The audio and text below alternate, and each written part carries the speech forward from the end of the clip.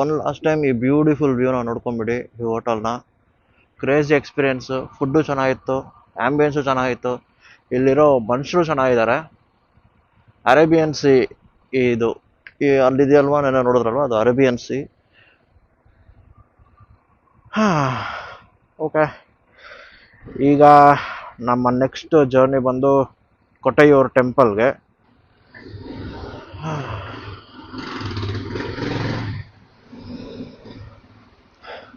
Finally ಕಣ್ಣೂರಿನ ಕನಸು ಮುಗೀತು.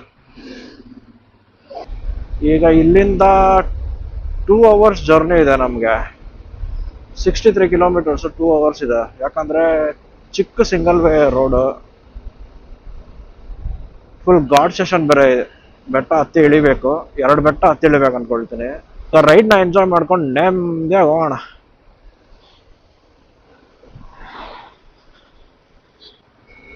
ಅಂದಂಗೆ ನಿಮಗೆ ಬ್ರೇಕ್ಫಾಸ್ಟ್ ಬಗ್ಗೆ ಏನು ಹೇಳಿಲ್ವಲ್ಲ, ಬ್ರೇಕ್ಫಾಸ್ಟ್ ಕಾಂಪ್ಲಿಮೆಂಟ್ರಿ ಇತ್ತು. ಹೆಂಗಿದ್ರು ಟೆಂಪಲ್ಗೆ ಹೋಗ್ತಾ ಇದೀವಿ ಅಂತ ಎಗ್ ನಾನ್ ವೆಜ್ ಅನ್ನು ತಿಂದಿಲ್ಲ. ಬ್ರೆಡ್ ಟೋಸ್ಟ್ ಮತ್ತು ಬ್ರೆಡ್ ಟೋಸ್ಟು ಬಟರ್ ತಿಂದೆ. ಫ್ರೂಟ್ಸ್ ತಿಂದೆ. ಆಮೇಲೆ ಪೂರಿ ಚೆನ್ನ ಮಸಾಲ ಚೆನ್ನಾಗಿತ್ತು. ದೋಸೆ ಇತ್ತು, ವಡೆ ಇತ್ತು, ಅದೆಲ್ಲ ನಾನು ಟೇಸ್ಟ್ ಮಾಡಿಲ್ಲ. ಫುಡ್ಡು ಚೆನ್ನಾಗಿದೆ, ಆ್ಯಕ್ಚುಲಿ ಹೇಳೋದಲ್ಲ, ಫುಡ್ ಚೆನ್ನಾಗೇ ಇದೆ. ಅಂದರೆ ನೀವು ಕೇರಳಕ್ಕೆ ಬಂದು ಬೇರೆ ಕಡೆ ಕೊಕೊನೆಟ್ ಆಯಿಲಲ್ಲಿ ಮಾಡಿರೋ ಫುಡ್ ತಿನ್ನೋ ಬದಲು ಇಲ್ಲಿ ಆರಾಮಾಗಿ ನೆಮ್ಮದಿಯಾಗಿ ಮನೆ ಫುಡ್ ಥರ ಇರುತ್ತೆ, ತಿನ್ಬೋದು.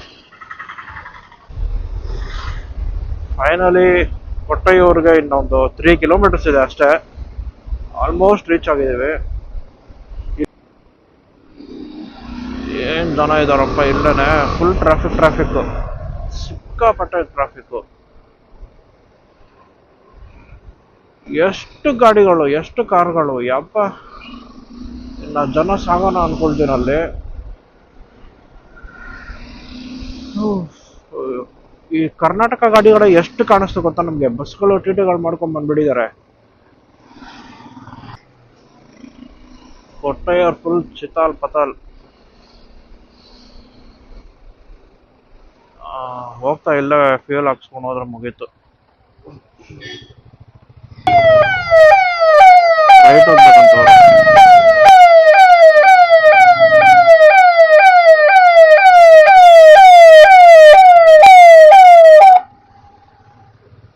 ಬಸ್ ಅವನು ಮುಂದೆ ಬಂದ್ಬಿಟ್ಟ ಪಾಪ. ಆಂಬುಲೆನ್ಸ್ ಅವನು ಲೆಫ್ಟ್ಗೆ ದಾರಿ ಬಿಡಕ್ ಹೋದ. ಆಂಬುಲೆನ್ಸ್ ರೈಟ್ ಅಲ್ಲೇ ಇರೋದು ಹಾಸ್ಪಿಟ್ಲು, ಗೇಟ್ಗೆ ಅಡ್ಡ ಹೋಗ್ಬಿಟ್ಟು ಬಸ್.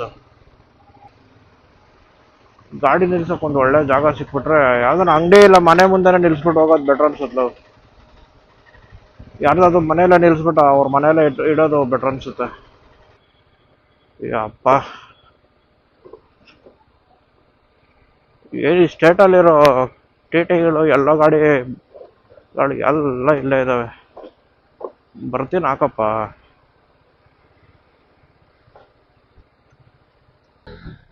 ಯಪ್ಪ, ಪಾರ್ಕಿಂಗ್ ಅಲ್ಲೇ ಇಷ್ಟು ಗಾಡಿಗಳು, ಸಾಕಲ್ಲೇ ಹಾಕೋ. ಇಲ್ಲೇ ಹಾಕೋ ಹಿಂದೆನೆ.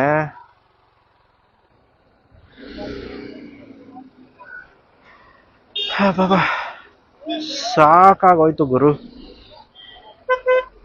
ಅಕ್ಕ ಮುಂದೆ ನೋಡ್ರಕ್ಕ.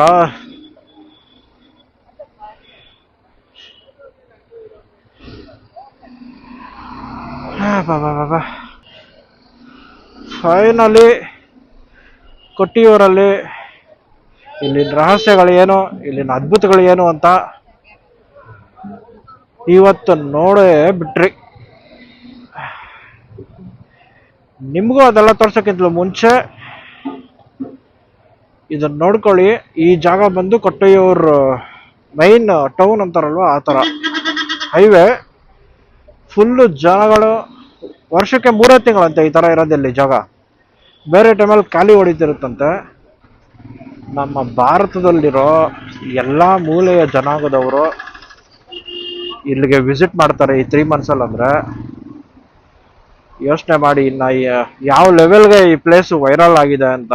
ಹೋದ ವರ್ಷ ಪ್ರತಿ ವರ್ಷ ಇದೇ ಥರ ನಡೀತಾ ಇತ್ತು, ಆದರೆ ಯಾರಿಗೂ ಗೊತ್ತಿರಲಿಲ್ಲ. ಒಂದೇ ಒಂದು ರೀಲು ಕೋಟ್ಯಾಂತರ ಜನನ ಒಂದು ಕಡೆ ಸೇರಿಸ್ಬಿಟ್ಟಿದೆ. Finally after 30 minutes of struggle ಒದ್ಲಾಡಿ ಗುದ್ಲಾಡಿ ಕೊನೆಗೂ ಟ್ರಾಫಿಕ್ ಇಂದ ಈಚೆ ಬಂದೆ. ಟ್ರಾಫಿಕ್ ಇಂದ ಈಚೆ ಬಂದಿದ ತಕ್ಷಣ ನನ್ನ ಮಗನ್ ಒಳಗೆ ಆ ಟ್ರಾಫಿಕ್ ಅಲ್ಲಿ ಒಳಗೆ ಈ ಜಾಕೆಟ್ ರೈಡಿಂಗ್ ಗೇರ್ಸ್ ಎಲ್ಲ ಹಾಕಿರ್ತೀವಲ್ಲ,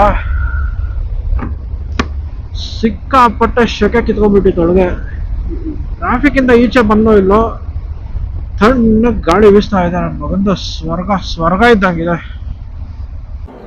ಕೊಟ್ಟೆಯೂರು ದೇವಸ್ಥಾನದ್ದು ಇದು ಮೈನ್ ಎಂಟ್ರೆನ್ಸು. ಇದೇ ಬ್ರಿಡ್ಜು, ನದಿನ ಕ್ರಾಸ್ ಮಾಡ್ಕೊಂಡು ಹೋಗಬೇಕು. ರೈಟ್ ಸೈಡಲ್ಲಿ ಜನ ಫುಲ್ಲು ಸ್ನಾನ ಮಾಡಿಕೊಂಡು ರೆಡಿ ಆಗ್ತಿದ್ರು ದೇವಸ್ಥಾನಕ್ಕೆ ಹೋಗೋದಕ್ಕೆ. ಪಂಚೆ ಮತ್ತು ಮೇಲೆ ಶಾಲು ಮಾತ್ರನೇ ಹಾಕಬೇಕು ಈ ದೇವಸ್ಥಾನದಲ್ಲಿ ಗಂಡು ಮಕ್ಕಳು. ಮುಂದೆ ಹೋಗ್ತಿದ್ದಂಗೆ ಈ ಬ್ರಿಡ್ಜ್ ಹತ್ರ ನೋಡಿ ಜನ ಸಾಗರ. ಇನ್ನು ಮುಂದೆ ಹೋಗ್ತಿದ್ದಂಗೆ ಜನ ಸಿಕ್ಕಾಪಟ್ಟೆ ಜನ ಇದ್ದರು. ಇದೇ ಥರ ಬ್ರಿಡ್ಜು ನಮಗೆ 2 ಕಾಣುತ್ತೆ. ಆ 2ನೇ ಬ್ರಿಡ್ಜ್ ಅಂದರೆ ಫಸ್ಟ್ ಬ್ರಿಡ್ಜ್ ಅಲ್ದಿರ ಸೆಕೆಂಡ್ ಬ್ರಿಡ್ಜಲ್ಲಿ ಹೋದರೆ ನಾವು ದೇವಸ್ಥಾನಕ್ಕೆ ಈಸಿಯಾಗಿ ಎಂಟ್ರಿ ಆಗ್ತೀವಿ. ಇಲ್ಲಾಂದರೆ ನೋಡಿ ಮೇಲೆಗಡೆ ಆ ಕ್ಯೂ ಅಲ್ಲಿ ನಿಂತ್ಕೊಂಡಿದ್ದಾರಲ್ಲ ಆ ಥರ ನಿಂತ್ಕೊಂಡಿರ್ತೀವಿ. ನಾವು ಸೆಕೆಂಡ್ ಬ್ರಿಡ್ಜಲ್ಲಿ ಎಂಟ್ರಿ ಆಗಿದ ತಕ್ಷಣ ನೋಡಿ ನಮ್ಮ ಮುಂದೆ ಗುಡಿಸಲು ಥರ ಇದೆಯಲ್ವ, ಅದೇ ನಮ್ಮ ದೇವಸ್ಥಾನ. ಇಲ್ಲಿನ ವಿಶೇಷ ಅಂದರೆ ಇಲ್ಲಿನ ಬ್ಯೂಟಿ ಏನಂದರೆ ಈ ಪ್ಲೇಸ್ದು ಕಂಪ್ಲೀಟಾಗಿ ನಾವು ಯಾವಾಗಲೂ ನೀರಲ್ಲೇ ಇರ್ತೀವಿ. ಕೆಳಗಡೆ ನೀರು ಹರಿತಾನೆ ಇರುತ್ತೆ, ನದಿ ನೀರದು. ಒಂದು ಕಡೆಯಿಂದ ಎಂಟ್ರಿ ಆಗುತ್ತೆ, ಇನ್ನೊಂದು ಕಡೆ ಎಕ್ಸಿಟ್ ಆಗ್ತಾ ಇರುತ್ತೆ ನೀರು. ಕಂಪ್ಲೀಟ್ ದೇವಸ್ಥಾನ ನೀರಿನ ಮಧ್ಯೆ ಇರೋದು. ಜನ ಅಂತೂ ನೋಡಿ ಹೆಂಗಿದ್ದಾರೆ, ಸಿಕ್ಕಾಪಟ್ಟೆ ಜನ.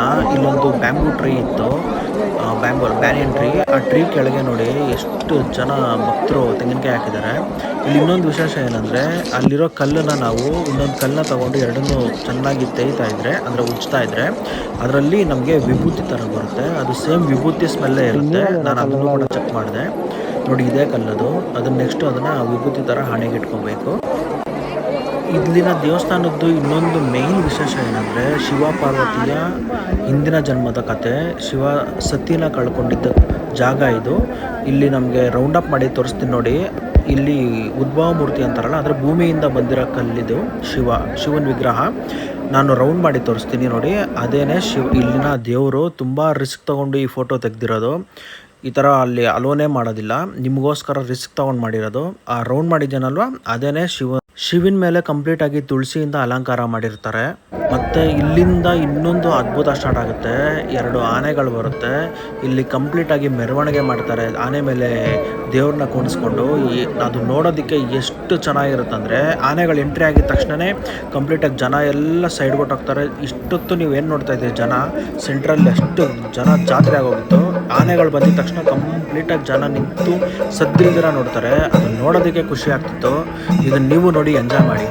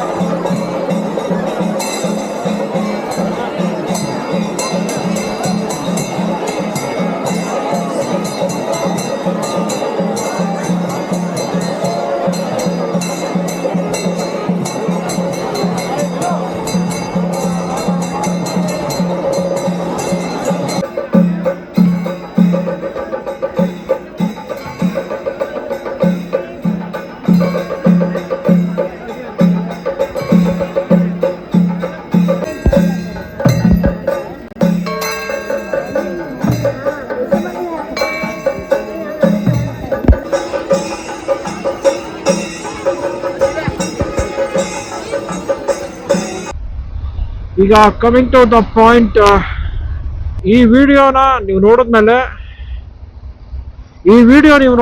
ನಿಮ್ಗೂ ತುಂಬಾ ಆಸೆ ಹುಟ್ಟಿರುತ್ತೆ, ಈ ಜಾಗಕ್ಕೆ ಹೋಗ್ಲೇಬೇಕು, ನೋಡ್ಲೇಬೇಕು, ಆ ಪ್ರೊಸೆಷನ್ನ, ಅಲ್ಲಿರೋ ಆ ಜನನ, ಆ ಜಾಗನ ನೀವು ನೋಡ್ಲೇಬೇಕು ಅಂತ ನಿಮ್ಗೇನಾದ್ರು ಅನ್ಸಿದ್ರೆ ನಾನು ಒಂದು ಅಪ್ಡೇಟ್ ಕೊಡ್ತೀನಿ, ಕೇಳಿಸ್ಕೊಳ್ಳಿ.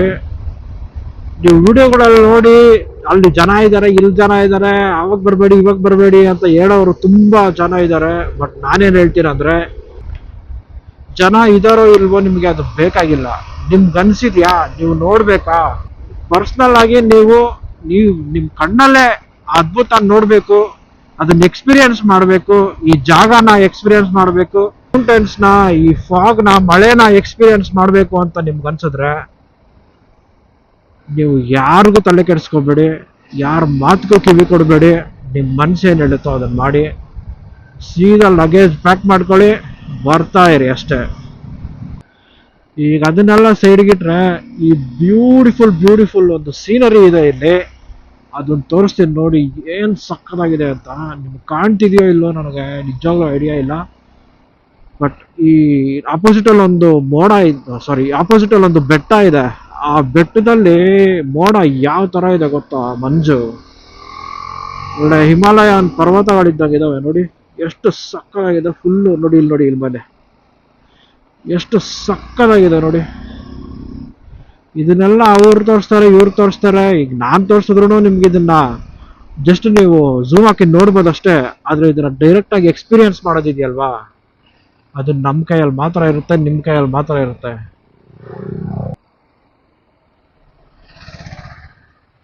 ನಿಮ್ಗೆ ನಿಧಾನಕ್ಕೆ ನಿಲ್ಲಿಸಿ ತೋರಿಸ್ತೀನಿ ನೋಡಿ.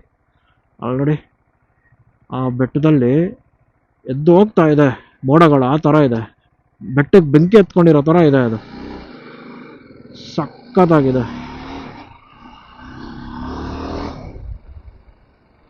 ಕ್ರೇಜಿ.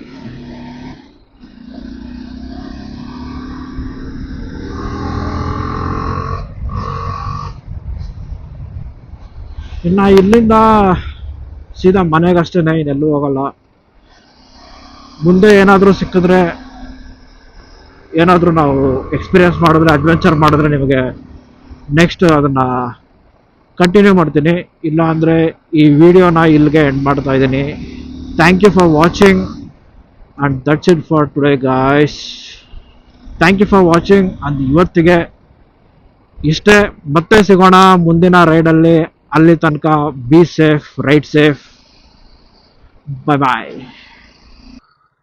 ಈ ವ್ಯೂ ನೋಡಿ ಏನು ಕ್ರೇಜಿ ಆಗಿದೆ.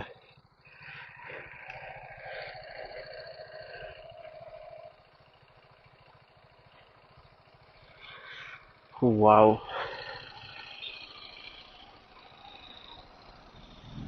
ಅಲ್ಲಿ ಫಾಗ್ ನೋಡಿ ಏನು ಸಕ್ಕತ್ತಾಗಿ ಕಾಣ್ತಿದೆ.